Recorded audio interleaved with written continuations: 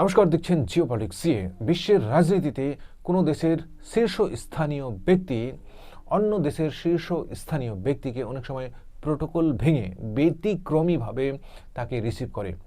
এর মেইন উদ্দেশ্যটাই হচ্ছে যে সেই দেশের উচ্চ স্থানীয় ব্যক্তি যাতে অন্ততপক্ষে বুঝতে পারে যে এই দেশে তার কদর আছে, তার দেশের প্রতি আমাদের শ্রদ্ধা আছে, এবং দুটো দেশের মধ্যে দ্বিপাক্ষিক সম্পর্ক যাতে খুব ভালো হয় সেটা কিন্তু একেবারে নজর রাখা হয়।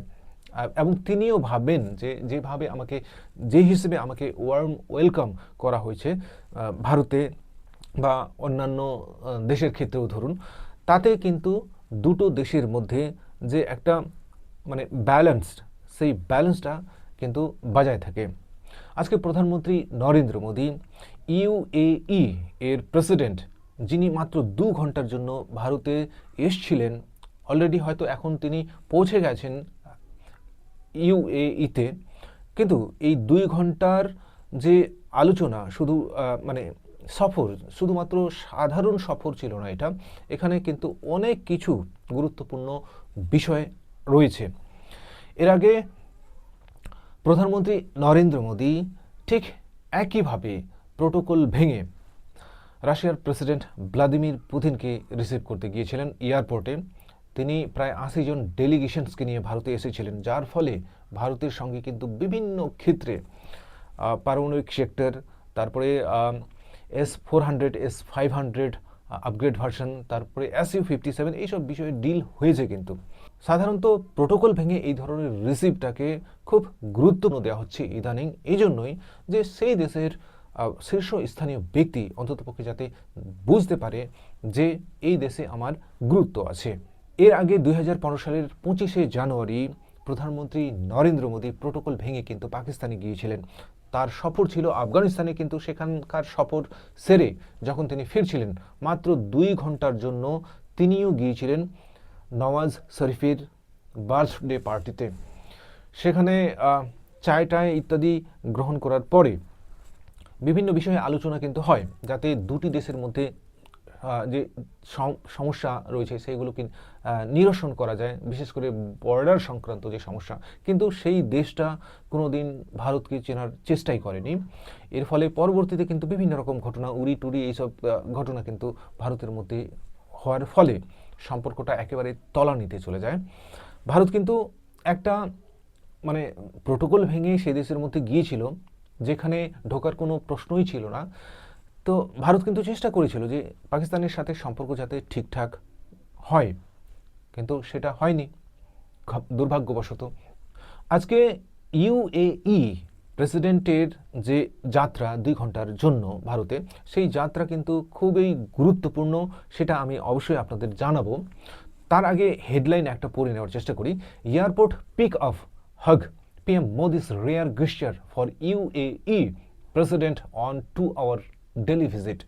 2 ঘন্টার জন্য মাত্র ডেলি ভিজিট, এবং তাকে খুব ভালোভাবেই রেয়ার গেস্টার মানে একদম বিরলভাবে যে অভ্যর্থনা জানানোর যে টেকনিক, সেভাবে কিন্তু অভ্যর্থনা জানানো হয়েছে। দেখছেন আপনারা যে কিভাবে একদম গলা মিলিয়ে পার্সোনাল গাড়িতে ওনাকে রিসিভ করা হয়েছে।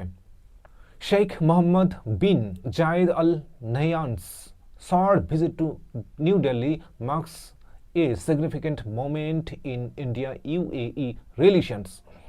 Prime Minister Modi's warm welcome reflects the deepening friendship and expanding cooperation between two nations. এতে প্রসার ঘটবে বন্ধুত্বের, এবং কোঅপারেশনটা বাড়বে। দুটো দেশের মধ্যে বিভিন্ন রকমের কোঅপারেশনস রয়েছে। এরা এই দেশ ইউএই হয়তো টেকনোলজির দিক থেকে উন্নত না, কিন্তু এই দেশের কাছ থেকে তেল প্রচুর পরিমাণে ভারত কিন্তু নিতে পারে এবং নিচ্ছেও। রাশিয়া থেকে তেল কিনলেও এই দেশের সাথে কাছ থেকেও কিন্তু তেল কিনছে। অনেক সময় আপনারাও যেমন যে একটা দোকানে একটা শার্ট কিনতে গেছি, সেখানে পছন্দ হলো না, বা নিয়েছিলাম এর আগে বা এরপরে অন্য দোকানে গিয়ে আরেকটা পছন্দ হলো, নিলাম। শুধু এটাই নয় যে রাশিয়া থেকে কিনছে, রাশিয়া থেকে যা পাচ্ছে কম দামে বা বেশি দামে সেটা আলাদা ব্যাপার, এই দেশগুলো থেকেও কিন্তু কম দামে পাওয়া যেতে পারে। সেই জন্য কিন্তু একটা মানে এর তো গুরুত্ব রয়েছেই। শেখ মোহাম্মদ বিন জায়েদ আল নাহয়ান landed in the national capital for a roughly 2-hour visit, during which Prime Minister Modi broke from protocol to greet him at the airport. Protocol ভেঙে তিনি সেখানে গিয়েছিলেন রিসিভ করতে। The two leaders were seen exchanging a warm hug, a gesture that reinforced the close personal rapport that has come to define India-UAE ties in recent years. দুটো দেশের মধ্যে একটা ties হওয়ার মানে চান্স তো আছেই, কারণ 3বার এই নিয়ে 3বার তিনি চলে আসলেন ভারতে। মানে রিলেশনটা দেখছেন কিভাবে মানে ডেভেলপ হচ্ছে। বিশেষ করে ইউএই এর সাথে যদি ভারতের রিলেশনটা ঠিক হয়, অন্যান্য মুসলিম দেশ যারা রয়েছে তারা তো ইউএইকে রেসপেক্ট করে, কারণ যেহেতু ওখানে মক্কা মদিনা এইসব জায়গাগুলো ওদের ধর্মীয় স্থলগুলো রয়েছে। তো সেক্ষেত্রে কিন্তু ভারতের সাথে অন্যান্য মুসলিম দেশের সম্পর্কটাও কিন্তু ভালো হওয়ার চান্স এখানে দেখা যাচ্ছে। The visit, the brief, is being viewed as diplomatically significant, coming amid expanding cooperation between the two countries across defense, trade, energy and regional security. Main কথাগুলো এখানে তুলে ধরেছে যে দুটো দেশের মধ্যে যাতে ডিফেন্সের দিক থেকে মজবুত একটা মানে বেড়া তৈরি করা যায়, মজবুত একটা সম্পর্ক তৈরি করা যায়। ট্রেডের ক্ষেত্রে ট্রেড সেই দেশগুলো থেকে কী কী ট্রেড পায় সেটা তো অলরেডি মেইন ট্রেডটাই হচ্ছে তেল। এই জায়গা থেকেই পরিষ্কার প্রায় হয়েই গেছে যে কী কী বিষয়গুলো তার সাথে ডিল হতে পারে বা আলোচনা হতে পারে। সেটা হচ্ছে যে defence, trade, energy, regional security. মধ্যপ্রাচ্যের অস্থিরতা, চীনের প্রভাব এবং রাশিয়া ইউক্রেন যুদ্ধের প্রভাবের মধ্যে ভারতের জ্বালানি নিরাপত্তা এবং বিনিয়োগের জন্য ইউএই কে একটি কেন্দ্রীয় অংশীদার হিসেবে বর্তমানে ভারত কিন্তু মনে করছে। এটি ভারতের মালাবার থেকে ইন্দো প্যাসিফিক কৌশলের একটি গুরুত্বপূর্ণ অংশ, যেখানে ইউএই এর মাধ্যমে আরব বিশ্বের সঙ্গে ভারসাম্য রক্ষা করা যেতে পারে বলে ভারত মনে করছে। কিন্তু কিভাবে সেটা প্রতিটি ইসলামিক রাষ্ট্রই আরবকে শ্রদ্ধার চোখে দেখে এটা তো আমি আগেই বলেছি আপনাদের। এই সফরের মাধ্যমে দ্বিপাক্ষিক বাণিজ্য চুক্তি এবং প্রতিরক্ষা সহযোগিতা এগিয়ে যাবে। এইরকম সংক্ষিপ্ত সফর বিশেষ করে সংকটময় সময়গুলোতে করা হয়। দুটি দেশের মধ্যে দ্বিপাক্ষিক বাণিজ্য 2022 সালের মানে সিইপিএ চুক্তির পর থেকেই $85 বিলিয়ন বেশি ছড়িয়েছে। সেই জন্য এটা একদম ধরাই যায় যে ভারতের একটা বন্ধুত্বপূর্ণ রাষ্ট্র হিসেবে ইউএই কিন্তু মানে মন্দ নয়। তবে ইউএই কিন্তু ভারতে 15 বিলিয়নের বেশি বিনিয়োগ করে এবং IMEC প্রকল্পের মাধ্যমে খাদ্য জ্বালানি নিরাপত্তা নিশ্চিত করছে। এটি চীনের বেল্ট অ্যান্ড রোডের বিকল্প হিসেবে ভারতের ইন্দো প্যাসিফিক কৌশলের মাধ্যম হয়ে দাঁড়িয়েছে, যেটা দুটি দেশের জিও পলিটিক্সের ক্ষেত্রে এই যাত্রা খুবই মূল্যবান এবং এর গুরুত্ব অনেক বেশি।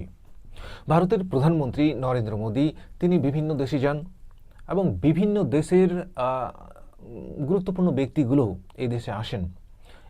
এর ফলে ওই দেশগুলোর সাথে কিন্তু ভারতের একটা রিলেশন পাকাপোক্ত প্রায় হয়ে যায় এবং এটা ইকোনমিক্যালি গ্রোথ করতে যে কোনো দেশকে সাপোর্ট করে, মানে যে কোনো দেশকে সহায়তা করে। চলুন একটা IMF এর রিপোর্ট অনুযায়ী আপনাদের একটু ধরিয়ে দেওয়ার চেষ্টা করি যে এইসব সফরগুলোর এতটা ভ্যালু বা এতটা গুরুত্ব কেন রয়েছে। IMF upgrades India's 2025-26 growth to 7.3% from earlier estimate of 6.6%. IMF এটা বলেছে, এই হেডলাইনটা আমি আপনাদের দেখাবো। বর্তমানে 7.3% চলে গেছে, যেটা গত বছরই ছিল 6.6%, অনেকটাই বেড়েছে। The report project global growth to remain resilient at 3.3% in calendar year 2026 and at 3.2% in 2027, largely the same as the 3.3% estimated for 2025. Bharat economically development করেছে, প্রতিরক্ষা ক্ষেত্রের মধ্যে ডেভেলপমেন্ট করেছে এবং অন্যান্য দেশের সাথে কিভাবে ব্যবসা বাণিজ্য তৈরি করতে হয় বা রাস্তাটাকে পরিষ্কার করতে হয় সেটাও কিন্তু করেছে। এই জন্যই কিন্তু IMF এর যে রিপোর্ট, সেই রিপোর্টে কিন্তু এই বিষয়টা একেবারে ফুটে উঠেছে যে ভারত কিভাবে ইকোনমিক্যালি এগিয়ে যাচ্ছে। হয়তো কিছুদিনের মধ্যেই ভারত যে বর্তমানে ইকোনমিক্যালি চতুর্থ পজিশনে আছে, বিশ্বের চতুর্থ পজিশনে, সেটা হয়তো থার্ড নাম্বারে বা তৃতীয় নম্বরে চলে যাবে। চলুন একটা বিষয় না বললেই না হয়, এতদিন গাজার মধ্যে তো ধোলাই চললো, অর্থাৎ হাল মই মানে যা চাষ করার ছিল সেই চাষটা দেওয়া হলো, কিন্তু এখন গাজাকে পুনর্গঠনের একটা প্রচেষ্টা চলছে আমেরিকার রাষ্ট্রপতি ডোনাল্ড ট্রাম্পের দ্বারা। সেখানে টনি ব্লেয়ারকে নেওয়ার একটা কথা ছিল, যাই হোক তাকে নিয়ে একটা বিতর্ক ছিল, কিন্তু ভারতের প্রধানমন্ত্রী নরেন্দ্র মোদীকেও কিন্তু এই পরিষদের মধ্যে যে শান্তি বোর্ড সেখানে গঠন করা হয়েছে শান্তি প্রতিষ্ঠার জন্য, তো সেখানে কিন্তু আমন্ত্রণ জানিয়েছিলেন। প্রধানমন্ত্রী নরেন্দ্র মোদী এটাকে কোনো গুরুত্বই দেননি, তিনি এমনভাবে রিয়্যাক্ট করেছেন যাতে তারা বুঝতেও না পারে যে আমি সেটাকে অগ্রাহ্য করছি। কারণ ইদানিং ডোনাল্ড ট্রাম্প দেখবেন যে যেখানে তার স্বার্থ সেখানেই সে ঝাঁপিয়ে পড়ার চেষ্টা করে। আপনি ভেনেজুয়েলা দেখুন, কলম্বিয়াতে দেখুন, গ্রিনল্যান্ডে দেখুন, ইরানে দেখুন, গাজা, ফিলিস্তিনি, এইসব এরিয়াগুলোতে তো আগে থেকেই তাদের একটা চলছিল। ইসরায়েল এখানে ধোঁয়াধার মানে হামলা চালিয়েছে। তো বর্তমানে এগুলোকে রিস্টোর করার একটা কাজ চলছে, শান্তি যাতে প্রতিষ্ঠিত করা যায়, দেশগুলো যাতে আবার স্টেবল হয়। কিন্তু PM মোদীকে তারা জানিয়েছিলেন যে এই শান্তি পরিষদের মধ্যে যাতে তিনি আসেন। তিনি এটা বুঝে গেছেন যে PM মোদীর তার শান্তি স্থাপনের জন্য PM মোদী কিন্তু তার অন্য একজন প্রতিদ্বন্দ্বী হতে পারে। আমেরিকার রাষ্ট্রপতি ডোনাল্ড ট্রাম্প PM মোদীকে কিন্তু তার শান্তি স্থাপনের জন্য প্রতিদ্বন্দ্বী হিসেবে মনে করছেন। কারণ একদিকে নরেন্দ্র মোদীও ভেতরে কিন্তু শান্তি স্থাপনের কথা কিন্তু বলছেন। বিশেষ করে ইউক্রেন এবং রাশিয়ার যে যুদ্ধ চলছে সেখানে কিন্তু রাশিয়ার প্রেসিডেন্ট গত বছর ভারতে আসলে তিনি তাকে ডাইরেক্টলি দুটি দেশের মধ্যে শান্তি সমঝোতা এবং যুদ্ধ থামানোর কথা কিন্তু বলেন। কারণ তিনি এটা বলেছিলেন যে শান্তির পক্ষে আমরা কথা বলতে চাই। সেক্ষেত্রে কিন্তু প্রতিদ্বন্দ্বী হিসেবে মনে করছেন এবং ডোনাল্ড ট্রাম্পের এটা ভয় হচ্ছে যে আমি আজকে যদি এনাকে শান্তি বোর্ডের মধ্যে নিয়ে আসি তাহলে কিন্তু আমার প্রতিদ্বন্দ্বী প্রায় মানে কমে গেল, প্রতিদ্বন্দ্বীর কাজটা কমে গেল। প্রধানমন্ত্রী নরেন্দ্র মোদী এই পিস বোর্ডে মানে এই পিস কমিটিতে যদি থাকেন তাহলে আমেরিকার রাষ্ট্রপতি ডোনাল্ড ট্রাম্পের কাছে এই বিষয়টা একেবারে পরিষ্কার হয়ে যাবে। 2026 সালে নোবেল পিস প্রাইজ পাওয়ার জন্য যে প্রতিদ্বন্দ্বী, সেই প্রতিদ্বন্দ্বী আর কেউ থাকলোই না। তাই নোবেল পিস প্রাইজের জন্য সে হয়তো মনোনীত হতে পারে। ধন্যবাদ এই প্রতিবেদন দেখার জন্য। যদি আপনাদের ভালো লাগে অবশ্যই চ্যানেলটি সাবস্ক্রাইব করবেন।